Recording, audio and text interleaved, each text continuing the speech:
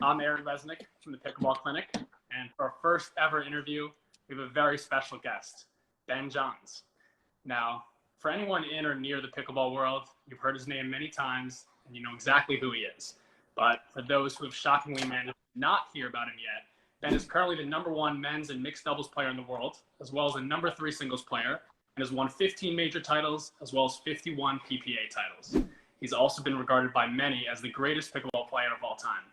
He's currently 22, or 23, I should say, right-handed, a Maryland native, and the most gifted racket sport athlete I've personally ever met.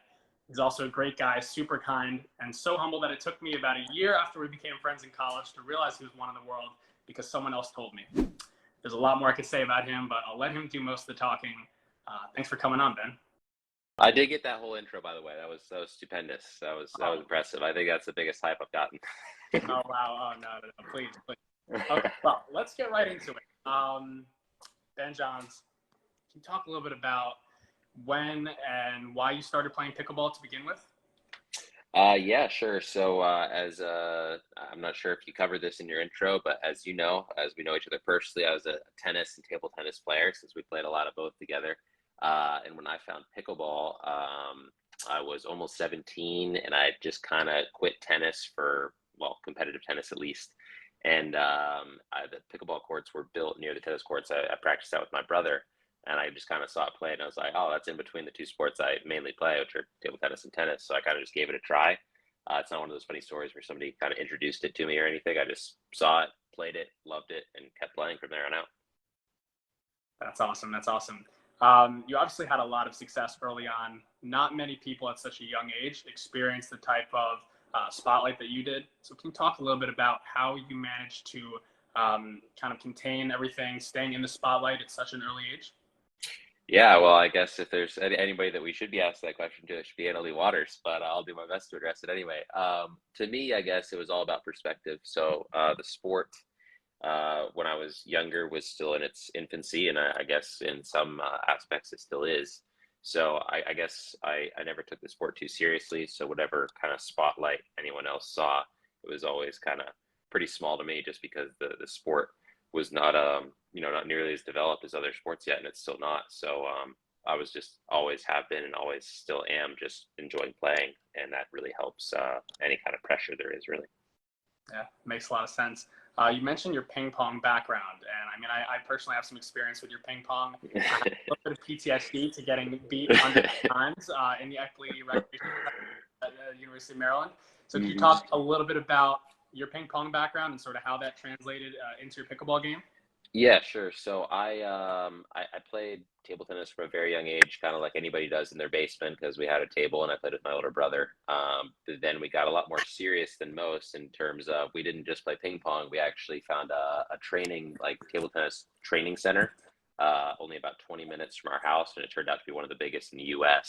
It's called the Maryland Table Tennis Center. So growing up, me and my brother would both go there and play with, serious competitive players. And the table tennis world is a very different world from the ping pong world. They're just like two vastly different things. So yeah, I learned a lot, on how to be a very competitive table tennis player, and got up to a pretty high rating at a young age. And how that kind of transferred into pickleball is, some aspects are more like tennis and a lot are more like table tennis. So it definitely helped me, especially with understanding spin and generating it, and definitely reflex stuff. So it definitely influenced probably as much as tennis did for my game. Absolutely. Yeah, no, sure. You also mentioned that you played some tennis, and a little bit of an insight that I have that some others might not is that you have a bit of an unconventional style of tennis when it comes to ground strokes. Can you talk a little bit about that?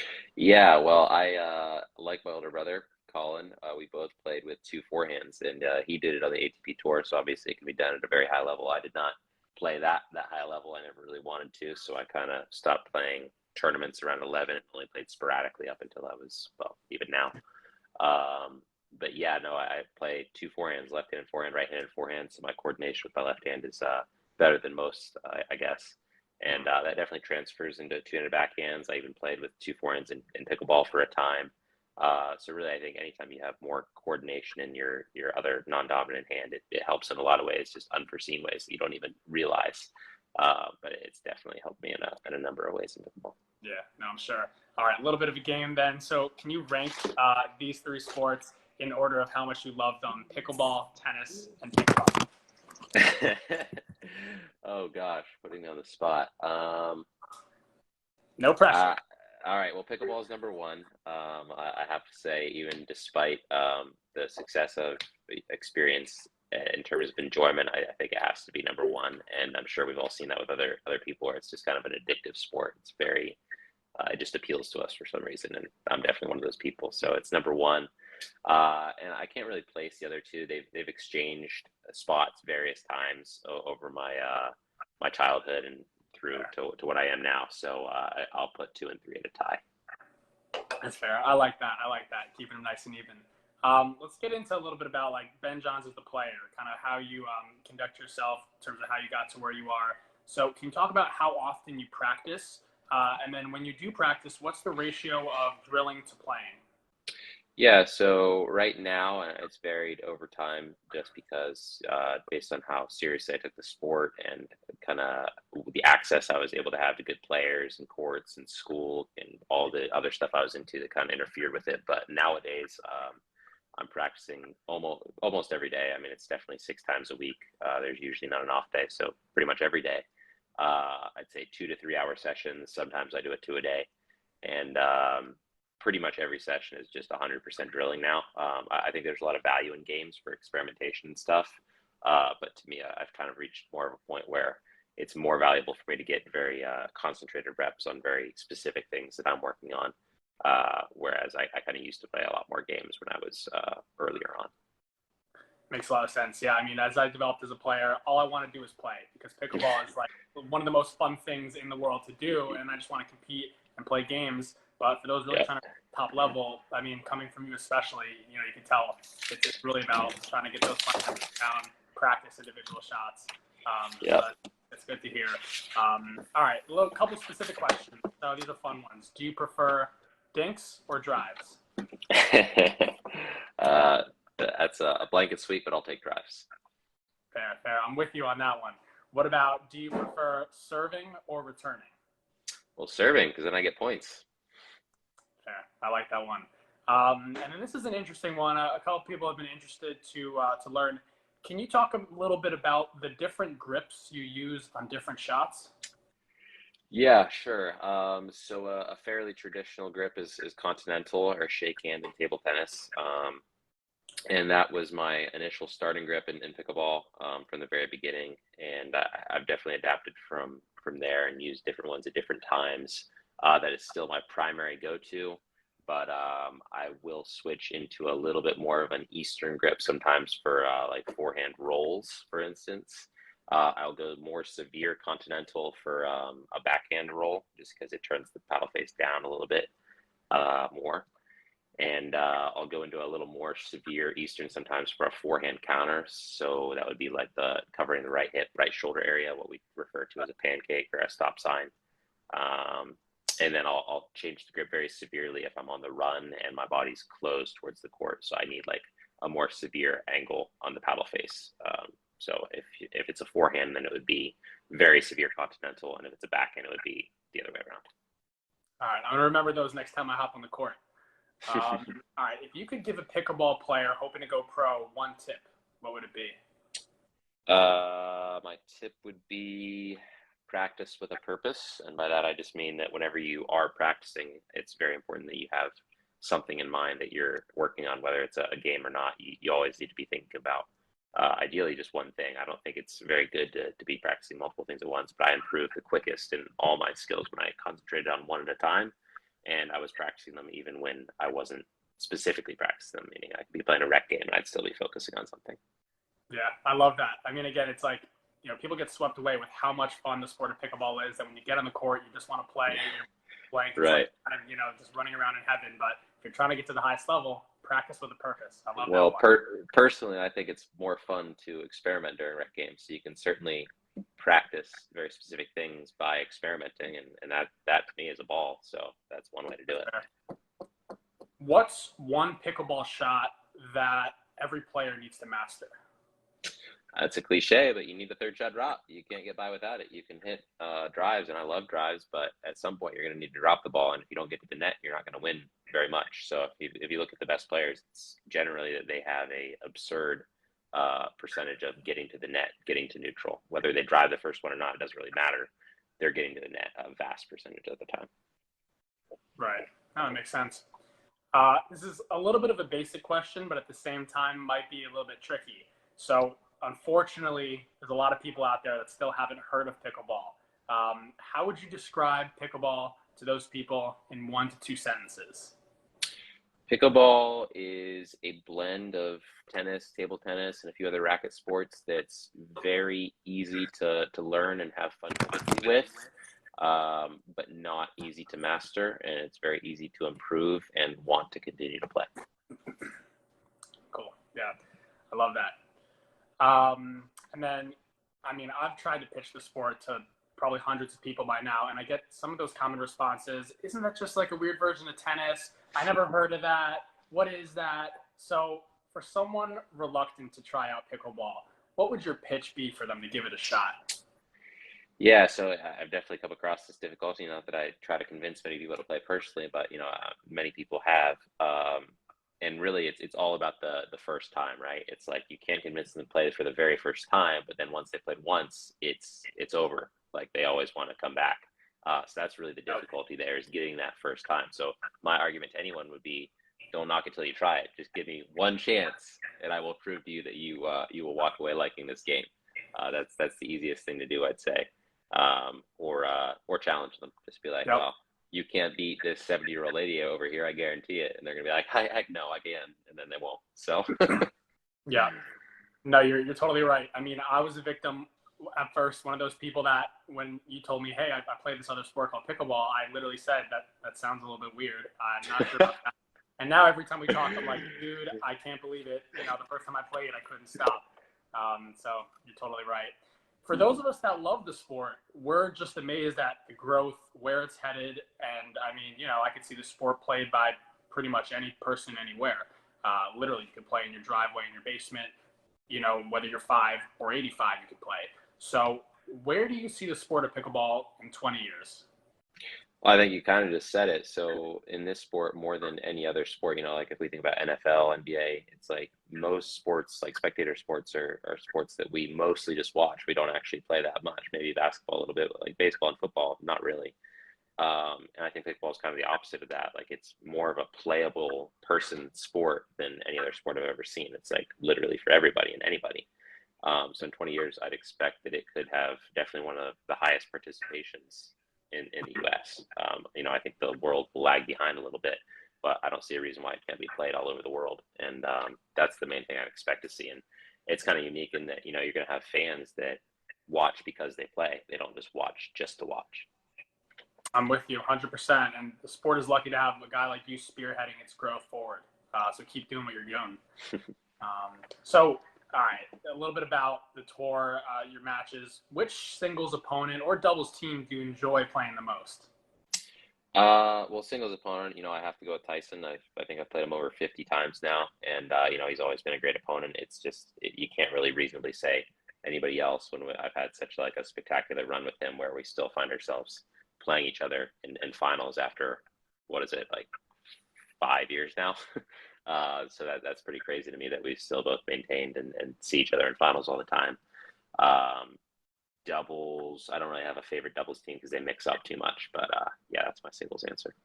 Fair. Kind of a similar question, might be the same answer, but which player or team gives you the most trouble? Player or team gives me the most trouble.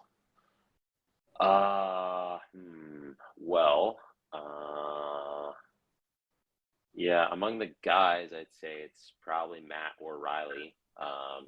It's kind of self-explanatory. They are ranked number 2, 2, and 3, and they're kind of similar in terms of their countering power and stuff like that. So I'd go with either one of them in the doubles game. The girls, I always had difficulty playing Annalie Waters, and luckily I don't have to see that anymore. Right. That's actually like the most perfect segue you could have possibly done. That was my next question. You obviously made a switch. You've had 2 incredible mixed doubles partners over the past couple of years. You have Simone Jardine, who's, I mean, just a perfect figure for, why people should love pickleball. She's a great player, great teacher, great rep for the sport. You had a lot of success with her, and then you switched to this girl who out of nowhere was #1 in the world. She was 15, now 16, sweeping the nation with her incredible talent. So could you talk a little bit about sort of the difference of playing with Simone and Annalie? Yeah, I mean, I'd say Simone, clearly the greatest women's player we've had. She dominated for years. When I say dominate, I mean like seriously, like more than I have. Like she won everything. So she was incredible to play with as kind of a mentor of sorts. Grew, first couple of years I played a lot with her, and then getting to partner with her was always super enjoyable. Really good friend. So I really just enjoyed every second of it. And it was, I guess, different from Annalie in that, not that Annalie isn't a really good strategist and very mentally tough and all that, but it was kind of a different dynamic in that, Simone was super experienced, and, I trusted her to lead the course sometimes. And with Annalie Waters, we certainly confer and stuff, but I'd say the default strategy and stuff usually comes down to me. And I guess that's natural because she's a little bit younger. But in terms of like their play styles, obviously they're different. Simone was a little more defensive, just made so many balls. Annalie will punish the ball. She destroys the ball, which is really impressive to see. And I guess actually one similarity that they have is I think they're both extremely mentally tough. Simone was really hard to bring down at any time, and same with Annalie. They both are so mentally strong. It's difficult, and I really, with all the other girls, I'd say those two are the most similar in that respect. So both super enjoyable to play with, mental warriors, and really good players, period. Yeah, Annalie's backhand is scary. I mean, when Filthy. I'm watching her on YouTube or whatever, I think the ball's like coming through the screen at me. I have to duck sometimes. I mean, yeah. For everybody watching after this interview, if you haven't watched Ben play a ton, watch Ben John's highlights, and then go watch Annalie Waters' backhand highlights, because it's a thing. Yeah, when you hear her paddle hit the ball in person, you're like, whoa, did not imagine it sounded like that. Literally. And then, most people who do play pickleball love playing doubles. It's a little bit easier to move around. It's fun to have a teammate on the court. And something I think a lot of people would really love to hear from you is your view on what are the most important aspects of a good doubles partnership? I'd say number one with the partnership, you got to have a positive relationship. If you're not positive with each other on the court, then it's really just not going to work out well. You're not going to enjoy yourself. You're probably not going to perform well. Nothing really works out for you. So if you have a positive relationship, and it's easy to be positive with each other on the court because nobody's perfect. It's not going to go that way always. But if you have that, then you're already in a very good spot to improve. And of course, there's certain, physical elements to the game of how you two play together and gel. And if you understand what they're doing before they do it and start to be able to predict and stuff, then that's very helpful as well. And that's a lot of experience too. But yeah, number one, I just have to go with, as long as you guys are kind of mentally on the same level and can work together well and be positive with each other, that's huge. If you're playing a mixed doubles match and maybe she's having some issues, or even you're having some issues, how is the best way that you would approach her, she would approach you? How do you guys sort of resolve issues on the court if something might come up? Yeah, I guess that's kind of a little bit unique to everybody. I think people go about it in different ways. It's just kind of based on how you communicate. But for me, it's always kind of like mostly just positivity. It's not even necessarily like a strategy change. I think that can be kind of tough sometimes. It's like if you guys are struggling, then you're like, let's change strategy. It's like, just toss another element in there. Why don't you? Like it's not always about that. Sometimes you're just not playing well. So it's more just like, keep being there for them and just being like, hey, we're in this together. So let's try to do better. Yep, we're in this together. Exactly. Yeah. And this question is a tough one because I know everybody in the pickleball world wants to see you playing as long as possible, but how long do you see yourself playing pickleball? Just kind of like the sport where it is and where it's going to be in 20 years, just like that question, it's almost impossible to say. It's like whatever I say is probably not going to be correct anyway. It just depends on too many factors. The game's growing at an immense rate. I can't predict generally how I'll expand with the sport. So it's a shot in the dark at best. I hear you. That makes a lot of sense. If you weren't a pro pickleball player, what do you think you'd be doing with your life right now? Good question. Yeah, I mean, going into school in 2017, I didn't really have aspirations of pickleball becoming a career. I didn't think it was going to get that far, and yet here we are. So I guess I would probably be doing what I wanted to do in school, which is I'm in materials engineering, and I've always loved the idea of running my own business and not, working for somebody else or a traditional job. So I think it'd probably have something to do with material science and probably my own business. So could be materials engineering, um, material selection for engineering design, probably in the sports or military space somehow. That's awesome. Yeah, I mean, this guy Ben switches from the business school to the engineering school, has multiple businesses. Never look at a pickleball player and say, oh, they're only an athlete, they couldn't do anything very smart in another career path, because I mean, you definitely wear a lot of hats. All right, so this is another bit of an interesting question. What do you want your pickleball legacy to be? I'd say, there's a lot of people out there that are doing a ton to expand the game and bring it all over the world and stuff. And I think whatever kind of effect I have on it expanding is just gonna kind of be natural. And I certainly hope I do have that effect. But legacy-wise, I think as a pro, I speak more on behalf of pro players. So I'd like the sport professionally to be reasonable, like an actual career possibility for more people out there, more players.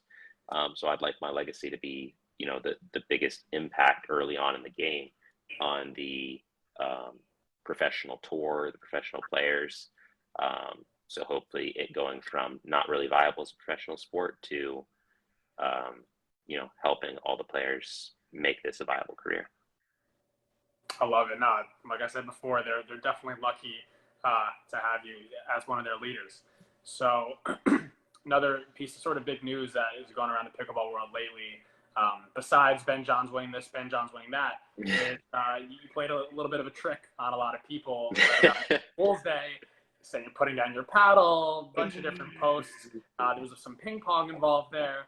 And now the news is out. Many people know you switched from Franklin to YOLA, not Joola or Joola, but YOLA.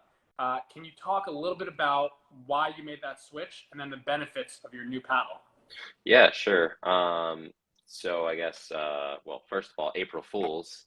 Actually, it's pretty funny. The PPA actually got a call recently with a sponsor. They're like, "Why is Ben quitting?" And they're like, "No, he's not. God, don't worry." So that really went around fast, and some people believed it, and everybody forgot it was April 1st. So that was pretty entertaining. Yeah, but Franklin was great, really great sponsor, and I wouldn't be where I am today without them. They were one of the biggest impacts onto my career as a professional pickleball player. But why I went to YOLA is a couple of reasons. First, for those of you who don't know, in table tennis, paddle technology is huge there, like way more complex than pickleball is. They're using like 5 to 7 layers on a small ping pong paddle, and different rubbers and foams and sponges and even glues have an effect. So the technology they bring to that sport, I think, if applied to pickleball, could be pretty special. And that's always intrigued me, just like the design engineering point of paddle construction. So that was really intriguing to me, and I think they have some pretty special capabilities that we've already seen and will continue to see. Also, just kind of their presence. So they're a German-founded company. They still have a headquarters in Germany, as well as factories in China and all around Europe and Asia, basically. So just their presence in those, 2 continents, Asia and Europe, when pickleball hits there, which I think it will, they are kind of perfectly placed to have an immediate impact, and a big one, which was also important to me. As far as the paddle goes, I've used a fiberglass-faced paddle for 6 years, ever since I started, and I kind of realized probably 1 to 2 years ago that even though I like it a lot, it's mechanically, performance-wise, inferior to carbon fiber, and I knew I needed to make that switch, and they kind of provided an avenue to do that. So I switched to the carbon fiber face because of increased durability, better spin, and just more solid overall around the edge, especially. So yeah, basically the paddle is all around a little better just because of the carbon fiber switch. Got it. How heavy is your new paddle? So it comes in at a range of like 8.2 to 8.5, a little heavier, and the balance is a little different. So I'm not too concerned with total weight, and more like the balance is much more important to me, and that's why I also place lead on the paddle. So once I do put my lead down, it comes in around 8.8. Got it. Got like 3 more questions, but I want to run through these because we got some Q&As. I know a bunch of people excited to ask questions. So first is, in addition to being a super gifted athlete, I've always known you're a pretty driven guy and a crafty businessman. So you have a couple business side ventures. One is Pickleball Getaways and one is Pickleball 360. So could you tell us a little bit about those?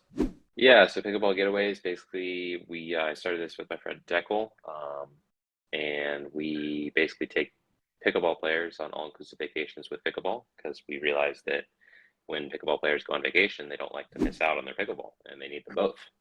So we basically just put that into one package deal, so they pay one price, they come on a vacation. We've been to Mexico, Costa Rica, Dominican, Ecuador. We're going to Europe this summer. So it's basically like a pickleball camp with open play all day as well, and usually at like an all-inclusive resort or something like that, to where you can kind of bundle your vacation with it. Then Pickleball 360 is an online subscription-based video instructional videos, basically, because there seems to be a lack of quality instructional videos online. So along with my brother and Deckel, again, we shot over 100 instructional videos, and one new one releases every week. So I think the library is at like 100 now, and it'll just keep going up. Nice. That's awesome. Yeah, definitely, guys, check that out. And we'll throw some links in our Facebook group, the Pickleball Clinic, so you guys can definitely have access to both those things. This is something I kind of touched on earlier, but I think it's an important question to ask. A lot of people look at star athletes and all their achievements with a bunch of awe, but they don't always take into account the hard work and the grueling hours they put in to get there in whatever sport they play. So sort of behind the scenes, can you talk a little bit about what it actually took to make you the pickleball player you are today?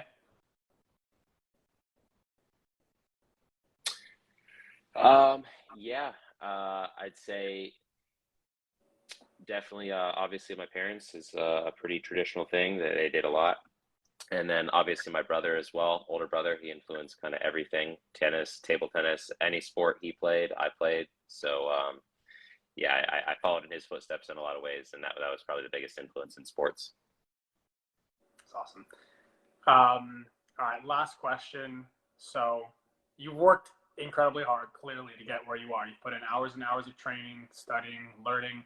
You also have been in a great situation, like you just said, to have the brother you did, or you do. Was a pro tennis player. You had supportive parents. You're born with clearly some athletic gifts. So what do you think has contributed more to your pickleball success? Luck or hard work? It's a funny combination, because in some ways the hard work I put in was lucky. I played a lot of tennis and table tennis growing up, and those two things influenced probably more than anything else my pickleball game. So it was kind of just lucky that I happened to play those two sports, but I put a lot of hard work into those sports, which is my background. So it's absolutely both. Yeah, that's a great answer. I mean, obviously you're a humble guy. I was figuring that would be some combination in the answer you give. So, all right, some awesome answers, and I know there's a bunch of people in this chat that are just dying to get some questions out. So let's let them rip. If you have a question for Ben, just throw them in the chat. So Ray asked, he said, Ben, I'm not a lobber, but what's your opinion on the third shot lob? If you're gonna hit it, you should do it into the wind, ideally with topspin. Other than that, I'd say probably stay away from it. I've been known to hit one or two, and it's usually better over the opponent's head that's coming in, because their momentum's driving themselves forward. I don't hate the play, just don't do it as a defensive play. It should be an offensive play. All right, another question, and this one comes from D. When you're not playing pickleball or studying or doing any of your pickleball related ventures, what do you enjoy doing? Well, I mean, the answer to that is I'm always doing one of those things. It's either pickleball traveling, playing, training, off-court training, whether that's working out or stretching or recovery or whatever that is, managing a business. It's very rarely downtime. If it is, I'm probably watching one of a couple Netflix shows, or reading a book, probably. What? Give me your top three Netflix lists. All Uh, it varies. I never seem to complete anything. I'd say my favorite show of all time is probably Game of Thrones. Although I've only watched that like 3 times. I don't rewatch it a ton. Maybe 3 times is a lot. I don't know. And then let's see, what am I watching right now? Formula One Drive to Survive is my favorite sports documentary. So amazing, got me into Formula One. Let me go with a sitcom. My favorite sitcom is New Girl. I think it's just hilarious. I've watched that so many times. right. Yeah, I love New Girl. So they're my top 3. Cool. Terry asks, do you do anything specific to increase your reaction time? No, not really. Specifically for reaction time, I don't think fast twitch muscle fiber is all that good at being built up in terms of like reflexes. It's pretty intrinsic. It's better for me personally to more identify patterns and like kind of plays that happen a lot, because if you're in the right place at the right time, it looks really fast, but it's not purely just you being fast. Right. Chris asked a great question. So for those of you guys who don't know, Ben has his own little podcast, the Freestyle Boys, also some awesome shirts that come with him that I actually wear all the time. And so when can we expect some more Freestyle Boys?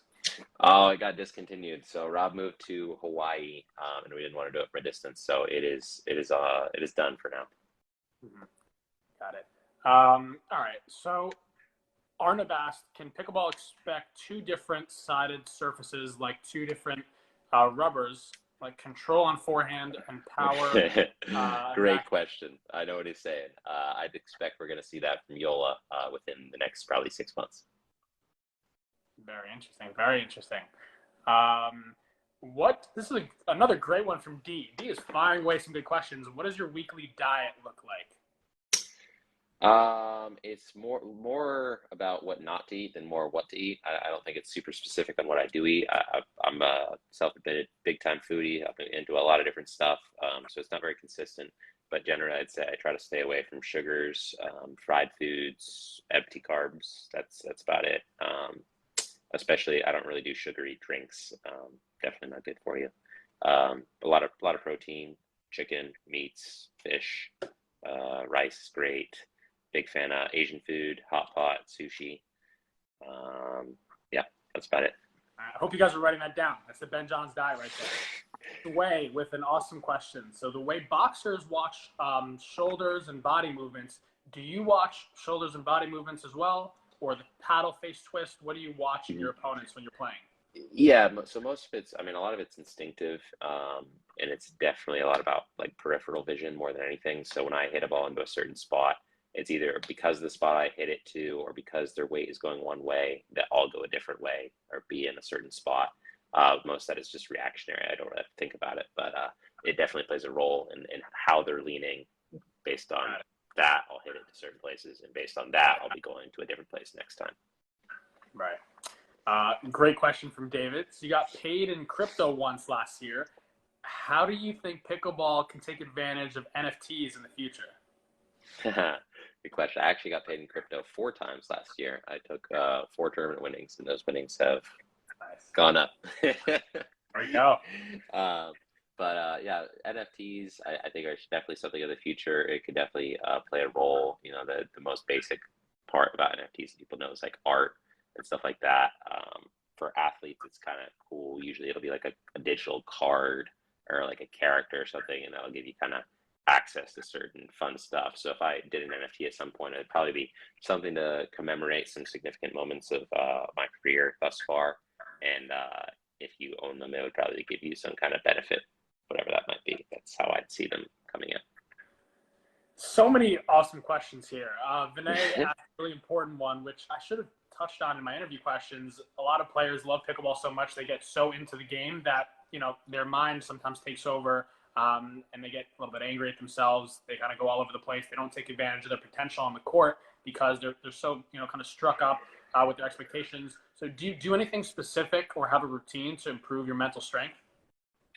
No, no routines for mental strength. Once again, I have to credit that to kind of how I grew up, and a little bit of combination of luck and what my backgrounds were. So I played tennis, table tennis, and a lot of baseball as well as a pitcher. And as a pitcher, I think you've got to be very mentally calm and like cerebral with what you're doing, or else it's not going to work out well for you. So I'd say that actually contributed more to mental strength than anything else. Tennis is a very irritating game at times, and when I was younger, it was so frustrating. I was a little bit of a hothead even when I was younger. So the combination of those things, I think, kind of allowed me to be how I am mentally now. Best thing I could tell anyone now for, not getting too worked up on the court is just, you can't take pickleball too seriously, right? At the end of the day, when you are finished, whether you win or lose, you're still going to be the same person. So does it really matter that much? Right.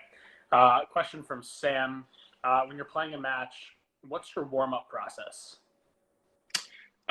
Yeah, so if it's the first match of the day, there's going to be some physical stuff, jogging, some stretching, not static stretching, but dynamic stretching, arm circles, just get everything loose that I'm using, essentially.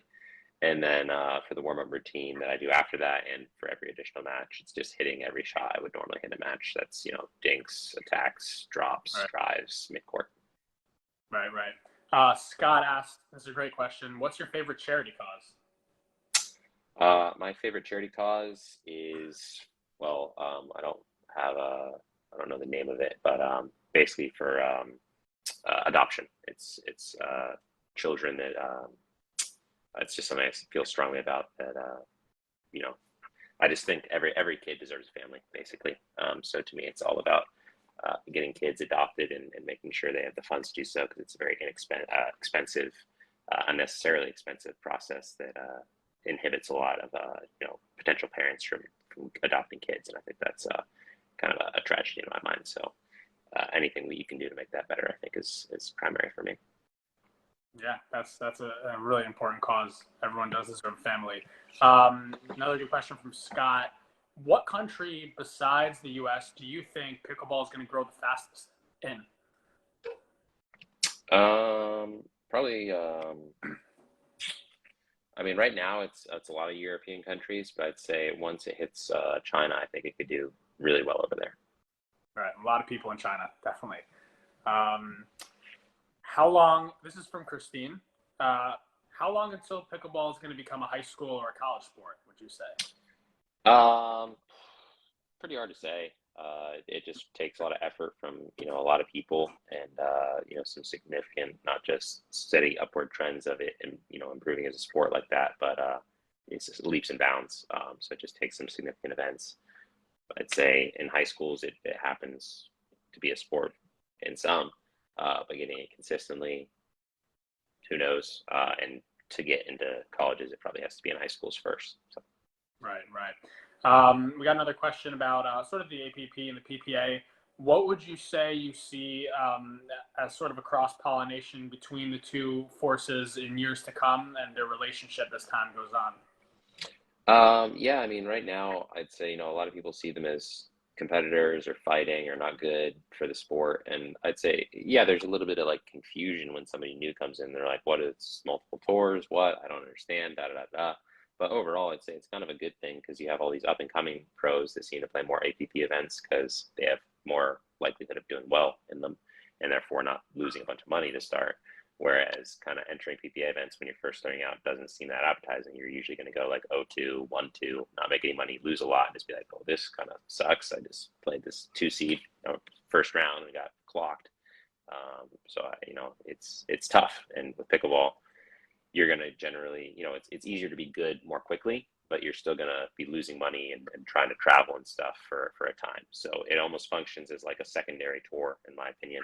That makes it easier for players to do that. And I think the more selection pros have, the better it is for them, and for the pros first. So it's hard to say what that'll look like in the future, but right now I wouldn't worry about it. All right. Another question from Sway. Would you rather a really, really good serve to set you up for a big drive, or a really good third shot drop to bring you into the net? A great serve is really nice, but I guess I'll just take the drop, just pure consistency, because even when you hit a really good serve, you're not guaranteed to hit a good third because of it. So yeah, I'll take the third. All right. And we're going to end with this last question. This is coming just straight from me. What's your absolute favorite part of pickleball? It's got to be the variety of people I've met. I don't think I've ever met, like in college, people say that's where you meet the most people of a variety of different backgrounds. And I'd say false. Pickleball is way more than that for me. I've met so many cool and unique people and gotten unique opportunities and just learned a lot and enjoyed my time with spending time with a variety of different people. So that's my number one thing for pickleball. Awesome. This has been really great. I super appreciate you coming on to the Pickleball Clinic and having a little chat. I think we all took a lot of value from this, and we all know that you're going to, keep propelling the sport forward. You're an incredible spokesperson for what's the fastest growing sport in America and hopefully the fastest growing sport in the world. So really appreciate you coming on, and we'll look for more great things from Ben Johns to come in the future. All right. Thanks, Aaron.